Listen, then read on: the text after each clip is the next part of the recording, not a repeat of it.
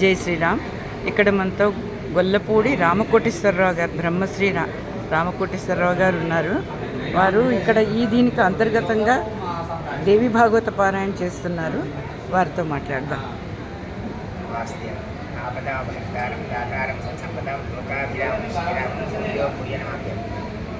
భాగ్యవశాత్తు రామాయణ దిద్దుడు వచ్చే అవకాశం వచ్చింది నాకు.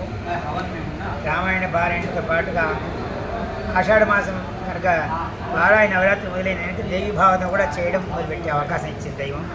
అలాగే లలితోపాఖ్యానం అనేసి మాకు అలవాటు. 52 అధ్యాయాలు ఉంటాయి. అవి కూడా మాకు నవరాత్రుల్లో పూర్తి అవకాశం దైవం ఇచ్చింది. ఇటువంటి అవకాశం ఇచ్చే పెద్దవాళ్ళందరికీ కూడా నమస్కారం చేసుకుంటూ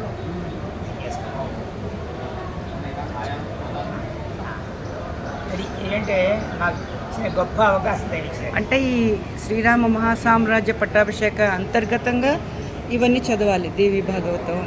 అంటే అందరికీ అయినప్పటికీ కూడా ఆషాఢ మాసం ఆరంభించాము.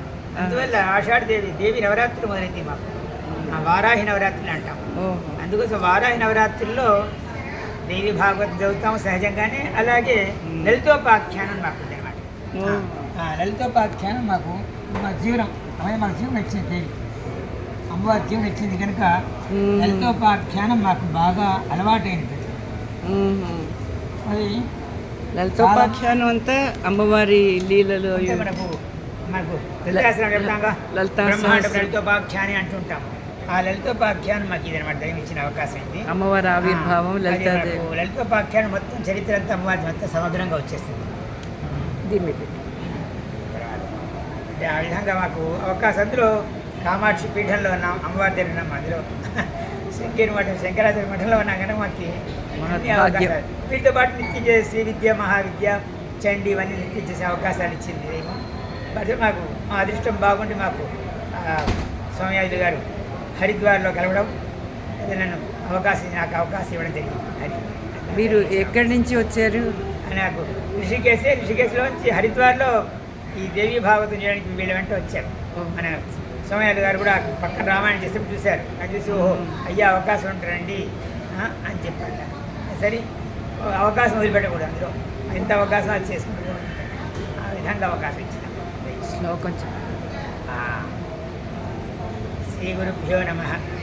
సర్వచైతన్య రూపాం తాం ఆద్యాం విద్యాం చ ధీమహి బుద్ధిం యా నః ప్రచోదయాత్. ఒకానొకప్పుడు వ్యాసుల వారు ఆ యొక్క హరిద్వారంలో ధ్యానం చేస్తూ కూర్చున్న సమయంలో ఒక్కసారి చప్పుడు ఎక్కువసరి కళ్ళు తెచ్చిపడికి అందరూ వచ్చేసారు.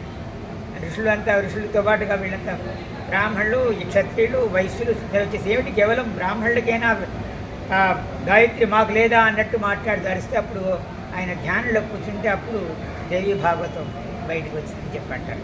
దాంట్లో మనకి గాయత్రి ఆల్టర్నేటివ్గా మనకి చెప్పిన మాట 24 అక్షరాల మహామంత్రం. ఆ మంత్రమే మాకు అందరికి చెప్తూనే ఉంటాం. అదంటే అందరికి తెలియాలి, అందరికి విషయం తెలియాలి. అది అవకాశం. ఇప్పుడు ఓం సర్వచైతన్య రూపాంతాం ఆద్యాం విద్యాంచ ధీమహి బుద్ధిం యా నః ప్రచోదయాత్. ఎవరైనా కూడా చేసుకో, చిన్నవాడు, పెద్దవాడు, ఆడవాడు, పెద్దవాడు ఎవరైనా రోజు అనుకుంటే మనం చేసుకుంటూ వచ్చేది. ఆ సూర్యుడి అర్ఘ్యప్రదానం కూడా ఇవ్వచ్చు అంటే మన దగ్గర తక్కువ. ఉత్తరాది అంతా కూడా ఆడవాళ్ళు అర్ఘ్యప్రదానం ఇస్తుంటారు. మన తక్కువ దీంతో చేయొచ్చు. అంత బలం ఉంటారు. ఆ యొక్క దేవీ భాగవతం మేము భాగవతంగా భావిస్తాం. లోకంలో భాగవతాన్ని ఒప్పుకోరు కాదు. అది అంతకంటే పై స్థాయిలో ఉంది. ఎందుకంటే పెద్దవాళ్ళు చెప్పినమాట భాగవతం అంటే మనం ఏంటంటే అమ్మవారి ద్వారా మనం అన్ని చెప్పుకోవాలి. మనం ఆ భాగవతం మీకు కేవలం వేదాంతమే, ఆ స్థాయికి చేరడం కష్టం. మనకు యోగి అయిన వాడు కానీ వెళ్ళలేడు అని చెప్పంటారు పెద్దవాళ్ళు. అందుకని అప్పటి నుంచి విశ్వశాస్త్రం, భగవద్గీతే మాకు జీవితానికి. విశ్వశాస్త్రమేమో థియరీ, భగవద్గీత ప్రాక్టికల్. అయితే మనం ఇవన్నీ సాధించాలంటే భగవంతుని కోరికలు కోరలేం కనుక అమ్మ ద్వారా వెళ్ళాలి కనుక ఆ దేవి భాగవతం చేస్తుంటారు. అవకాశం ఇచ్చింది. శ్రీమాత్రే నమః. ధన్యవాదాలండి.